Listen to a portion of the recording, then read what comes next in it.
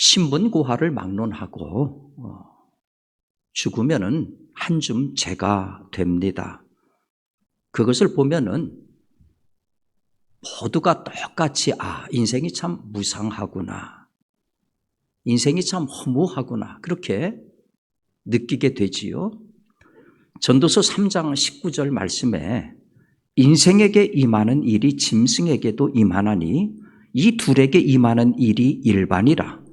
다 동일한 호흡이 있어서 이에 죽음같이 저도 죽으니 사람이 짐승보다 뛰어남이 없음은 모든 것이 헛됨이로다.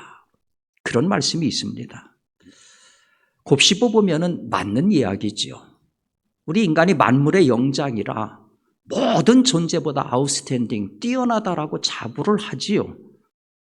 그런데 죽을 때 보면은 그 만물의 영장이나 미천한 동물이나 죽음을 맞는 데 있어서는 똑같다 하는 거지요. 동일합니다. 부귀영화의 대명사 하면은 솔로몬을 꼽지 않습니까? 근데 그 솔로몬이 무슨 얘기를 했습니까? 그 후에 내가 생각해 본즉 내 손으로 한 모든 일과 내가 수고한 모든 것이 다 헛되어 바람을 잡는 것이며 해 아래에서 무익한 것이로다. 모든 사람들이 부러워하는 모든 것을 다 가졌지만은 그 절대 권력과 최고의 부귀영화를 소유하던 솔로몬 입에서 나온 이야기를 한마디로 한다면은 인생이 허망하다, 인생이 허무하다 하는 것이었어요. 우리가 무슨 염세주의니 허무주의니 비관주의니 정반대로 향락주의니 이러한 얘기들을 많이 듣는데 이 얘기들의 본질이 무엇일까요? 결국은 인생이 허무하고 허망하다라고 하는 자각에서 나온 인생관이 염세주의가 되는 거고 정반대로 쾌락주의, 향락주의도 되는 거지요. 우리가 흔히 인생이 덧없음을 가리켜서 아침 이슬과 같다 그렇게 얘기를 합니다. 저것을 한자로 얘기하면 인생조로 이렇게 얘기하죠. 근데 여러분 놀라운 것은 말이지요. 죽으면은 세상에서 잊혀진다는 거예요. 그렇게 주목받던 사람도요, 죽으면은 잊혀집니다. 아니, 정확하게 말하면 산자가 죽은 자를 기억에서 밀어냅니다. 잊으려고 해요. 옛날에는 주로 매장을 했어요. 여러분들 기억에 있을 겁니다. 매장할 때 보면은 사자, 죽은 자의 옷가지를 태웁니다. 그렇죠? 현대에는 그런 일들은 별로 없지만 간혹 화장할 때에 고로에다가 시신과 더불어 작은 상자에 고인이 생전에 썼던 물건이나 작은 옷가지 같은 것들을 넣어서 함께 태우는 것을 봅니다. 왜 그렇게 할까요?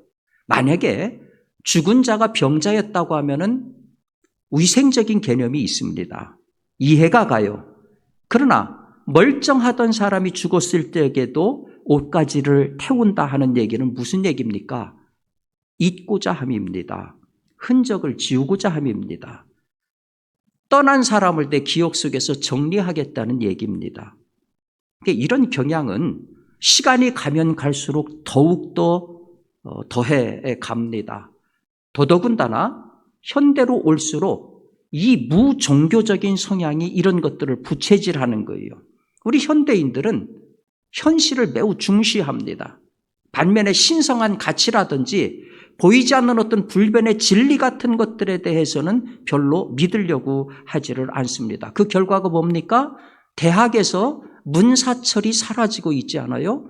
철학이라든지 논리라든지 언어라든지 인문과학 학과들이 폐지가 되고 있습니다. 왜 그럽니까? 장사가 안 되거든요. 취업이 안 되거든요. 신앙의 영역도 쇠락되고 있지요. 잘 아시는 것처럼 우리나라는 유사일에 처음으로 종교 인구가 50%가 밑도는 곳으로 나왔습니다. 반면에 불금이라고 해서 금요일 저녁이 되면 홍대 앞에 같은 데 가면은 인산이래를 이룹니다. 주말이거나 휴가철이 되면은 해외 나들이로 인천공항이 몸살을 앓습니다. 이러한 이면에는 그런 심리가 있는 거예요. 죽으면 끝이다. 살았을 때 마음껏 즐기고 살아있을 때 하고 싶은 거 다 해보자. 이런 심리가 있는 거지요. 여러분, 이런 것들을 보다가, 이런 현실을 보다가 오늘 우리가 읽은 이 말씀을 보면 무슨 생각이 드십니까? 주께서 나를 대적하사 괴로운 일들을 기록하시며 내가 젊었을 때의 지은 죄를 내가 받게 하시며 내 발을 착고에 채우시며 나의 모든 길을 살피사 내 발자취를 점검하시나이다. 여러분 아시는 것처럼 욥기라고 하는 것은 정말로 처절한 재난에 속한 욥과 그의 친하다는 친구 세 사람 엘리바스, 빌닷, 소발이 찾아와서 대화 나누는 내용이 욥기의 거의 대부분을 차지하고 있잖아요. 세 친구가 찾아온 목적은 위로하기 위해서입니다. 근데 내용을 보면은 염장 지르는 내용들로 가득 차 있어요. 원인 없는 결과가 어디 있어? 이 모든 재앙은 다 내가 잘못했기 때문이야. 내가 지금 어려움을 겪는 것은 내 지은 죄값을 내가 지금 받는 거야. 근데 사실 이러한 친구들의 비방은 말이 안 되는 것이 욥기 1장 1절에 욥을 뭐라고 그랬습니까? 순전하고 정직하여 하나님을 경외하며 악에서 떠난 사람. 이렇게 정의를 했습니다.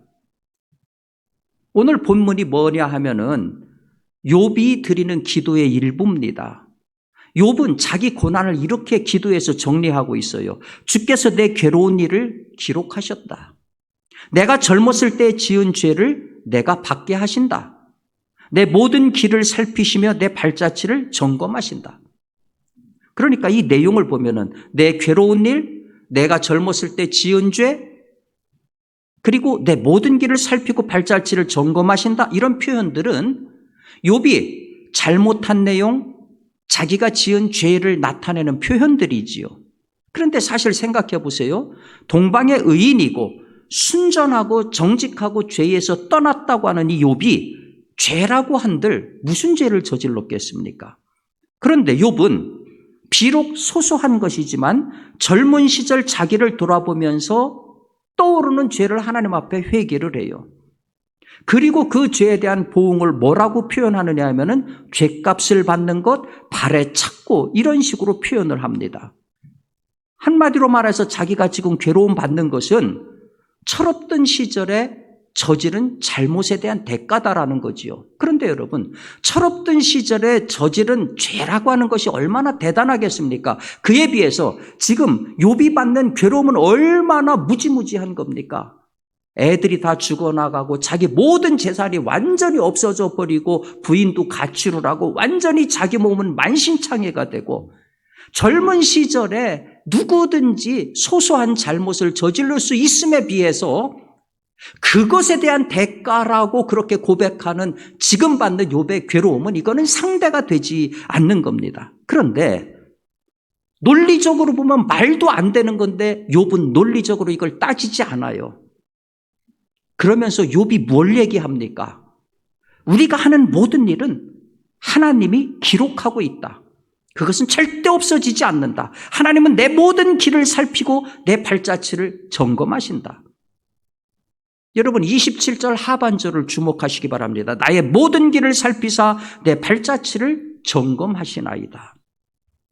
나의 모든 길, 나의 모든 행동, 나의 모든 행위를 얘기하는 거죠. 발자취, 이 발자취라고 하는 단어가 좀 독특해요. 뭐냐 하면은 옛날 노예들의 몸에 문신을 새겨서 누구 종인지를 식별을 했거든요. 발자취가 그런 얘기입니다. 이마라든지 손이라든지 팔뚝이라든지 심지어 발바닥에 문신이나 화인을 찍었어요. 노예가 도망가면은 그 문신을 보고서 화인을 보고서 쉽게 추적을 하고 확인을 할 수가 있었던 거죠. 발자취가 바로 그런 내용입니다. 그러니까 사실 나의 모든 길이나 발자취나 똑같은 얘기예요. 우리가 하는 일은 사라지지 않는다는 거예요. 흔적이 남는다는 거예요. 하나님은 그것을 기록하고 있다는 거예요. 그것에 대해서 반드시 책임을 묻는다는 겁니다. 이 얘기를 결정적으로 욥기 31장 4절에서 다시 한번 이 사실을 확인해 주고 있어요. 그가 내 길을 살피지 아니하시느냐? 내 걸음을 다 세지 아니하시느냐? 여러분 인생이 허망하다고요? 맞습니다. 한 번뿐인 인생으로 보면 정말 험하게요. 정말 허망한 그 인생 다 잊어버리고 싶어요. 그런데 성경은 정반대로 얘기해요. 인생은 허망하지 않다. 인생은 잊혀지는 것이 아니다. 네가 남긴 인생의 흔적은 고스란히 하나님이 기록하고 있다. 그리고 흔적에 대해서 하나님은 반드시 책임을 물으신다. 히브리서 9장 27절 말씀을 기억하시지요? 한 번 죽는 것은 사람에게 정한 것이요 후에는 심판이 따른다. 여러분, 우리 인생 흔적은요 절대 지워지지 않습니다. 놀라운 것은 하나님만 우리 인생을 기억하시는 것이 아니라 우리 인간 스스로도 자기 흔적을 남기고 싶어 한다는 거예요. 객주로 유명한 이 김주영 씨가 뜻밖의 생이라고 하는 소설을 썼는데요. 그 소설의 주인공 이름이 박주호입니다. 아버지는 노름꾼이고 어머니는 아버지 폭력에 시달려서 무당에 의존하는 그런 어머니, 그 사이에서 자란 인물입니다. 어려서부터 가난과 폭력과 따돌림과 멸시 속에서 자란 사회 밑바닥 인생의 전형이 바로 박주호입니다. 근데 그 박주호가 무슨 얘기를 남기느냐 하면은 이런 얘기를 해요. 여울물이 흘러가도 산그늘이라는 흔적은 남아있다. 나같이 하찮은 인생이라도 흔적이 남지 않는 것은 아니다. 그렇습니다. 바닥 같은 인생이라도 그 흔적이 사라지는 것은 아니에요. 비록 대학의 도서관이나 유명 강자의 이름이 걸리지 않는다 하더라도, 내 이름을 딴 거리명이 생기지 않는다 하더라도, 그래서 우리는 그저 보잘것없는 선남선녀에 불과하다 하더라도 우리 사이에도 이름을 남기고 싶은 의욕도 있고 내 의욕하고 상관없이 우리의 흔적과 이름은 남는다는 거예요. 그러니까 이런 걸 보면은 이제 그런 거죠. 얼마나 많은 사람이 나를 기억하느냐, 얼마나 적은 사람이 나를 기억하느냐, 얼마나 오래 기억하느냐, 얼마나 짧게 기억하느냐, 그 차이만 있을 뿐입니다. 그래서 중요한 것은 그거지요. 어떤 이름과 어떤 흔적을 남길 것인가? 어떤 이름과 어떤 흔적을 남길 것인가? 6월이 호국의 달이고 지난 6월 6일이 현충일이었습니다. 국방부 군사편찬연구소 기록에 의하면은 6.25 전쟁 중에 우리 사망한 국군의 숫자가 13만 7,899명이고 부상자가 45만 742명으로 나와 있습니다. 아직도 시신을 찾지 못한 국군이 12만 1,879명입니다. 시신을 찾지 못한 전사자가 12만 7,879명입니다. 유엔군 사망자가 3만 7,902명이고 실종자가 3,950명입니다. 자, 차라리 전사가 확인이 됐다고 하면은 유족들은 마음의 정리를 할 수가 있어요. 그런데 생사가 불명인 경우라고 하면은 유족들은 얼마나 가슴이 아프겠습니까? 얼마 전에 실종됐던 참전 용사에 관한 감동적인 이야기를 들은 적이 있습니다. 캐나다인인 도널드 엘리엇이라고 하는 분이 자기가 사는 캐나다 온타리오주에 있는 차 매장을 방문을 해서 차를 구매할 상담을 했어요. 그런데 자기를 맞아주는 동양인 이 딜러를 물끄러미 쳐다보다가 이 엘리엇 씨가 혹시 한국인 아닙니까? 예, 저 한국 사람 맞습니다. 아, 그럼 내 얘기 좀 들어볼라우? 그러면서 그 이야기를 쭉 풀어나왔는데 사실 내 큰형이 한국전쟁에 참관했다가 전사를 했어요. 근데 그때 당시에는 한국까지 가는 거가 너무 돈도 많이 들고 제가 어렸을 적에 형이 20살에 입대를 했는데 저는 너무 어려서 올 수가 없었어요. 근데 지금은 무덤이 어디 있는지조차 모르니까 갈 수도 없어요. 그러니까 지금까지 가슴에 품고 있던 그 얘기를 한국 사람을 만나니까 이제 푸념 비슷하게 그것을 털어놓은 거예요. 이 말을 듣고 있던 그 한국인 딜러가 신상묵이라고 하는 분인데 이분이 그 얘기를 듣고서 마음이 아프잖아요.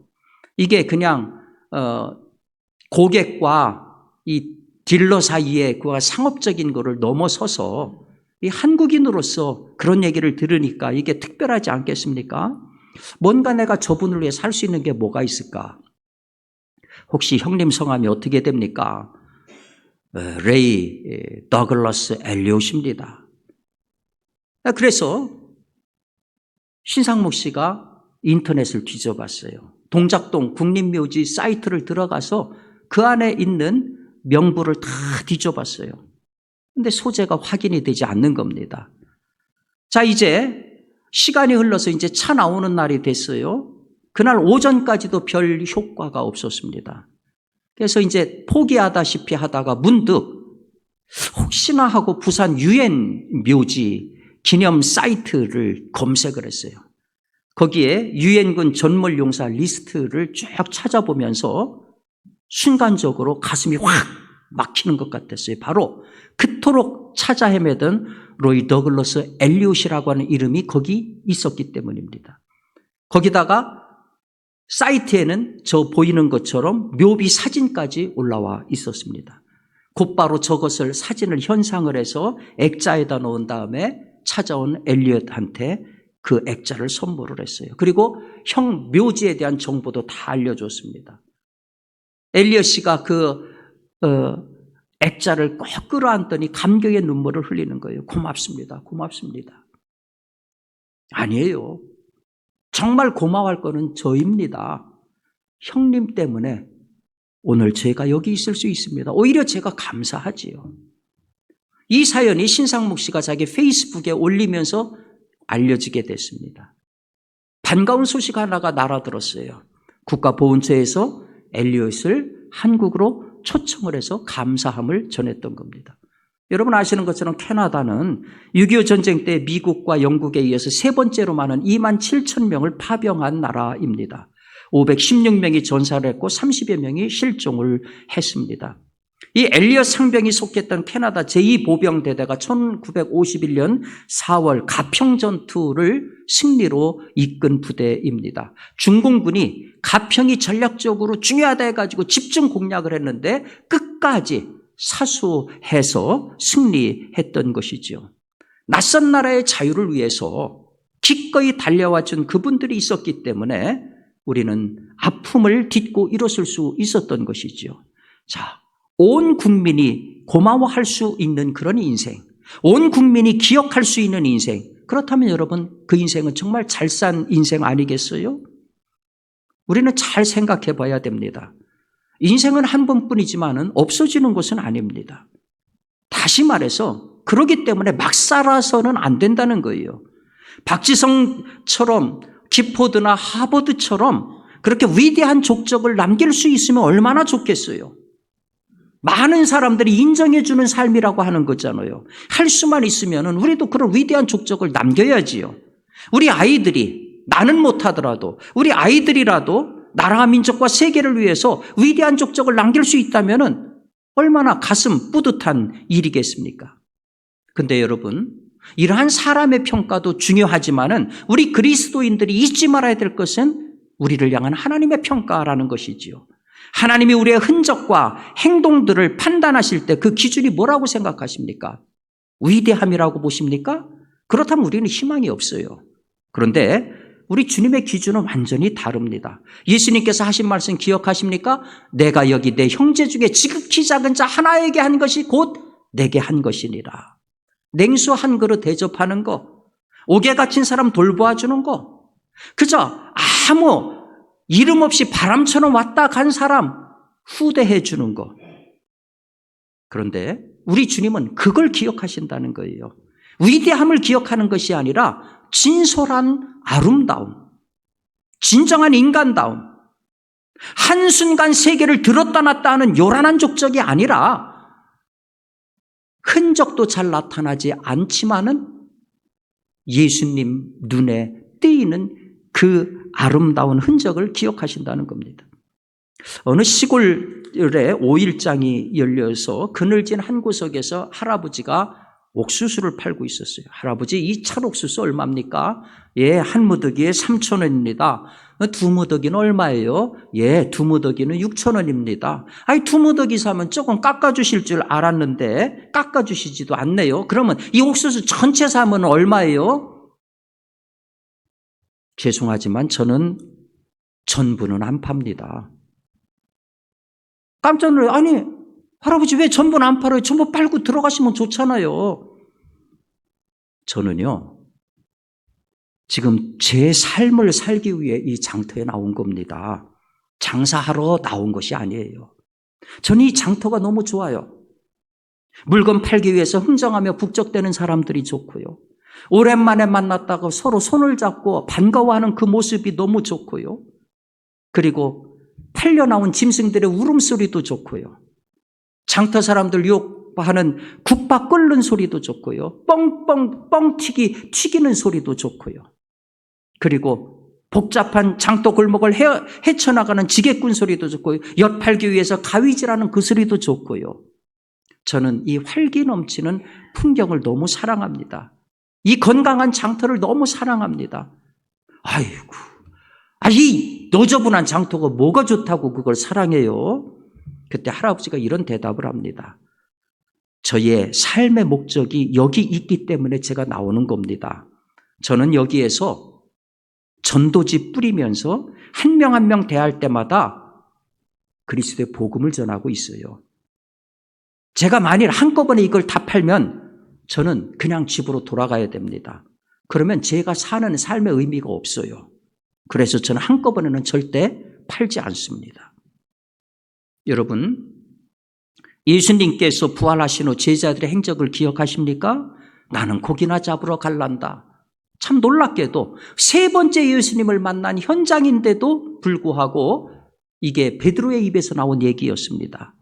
그렇게 디베랴 바닷가에서 고기 잡던 베드로와 그의 제자들, 그런데 그들의 마지막은 복음을 위한 길로 남은 인생을 바치더라는 것이죠. 그들은 사라졌습니다.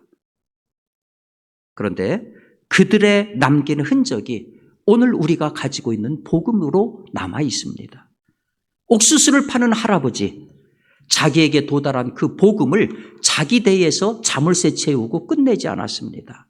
옥수수를 팔면서 그 복음이 다른 사람에게 흘러가게 했던 것이지요. 아름다운 흔적 아닐까요? 여러분과 저는 다 살아온 삶의 여정이 다릅니다. 거기에 고비도 있었고 어려움도 있었을 겁니다. 각자 그 굴곡을 헤치고 발자국을 찍으면서 여기까지 왔습니다. 여러분이 남겨놓으신, 지금까지 찍어놓은 발자국은 어떤 발자국입니까? 다른 사람들이 마치 첫눈에 찍힌 발자국처럼 그 발자국을 따라서 올 만한 그런 발자국이었습니까? 아니면 술 취해가지고서 갈짓자로 얽혀져 있는 그런 발자국이었습니까? 이제 남은 인생의 발자국은 뭘 찍으실 겁니까? 어떤 아름다운 흔적을 남기시길 원합니까?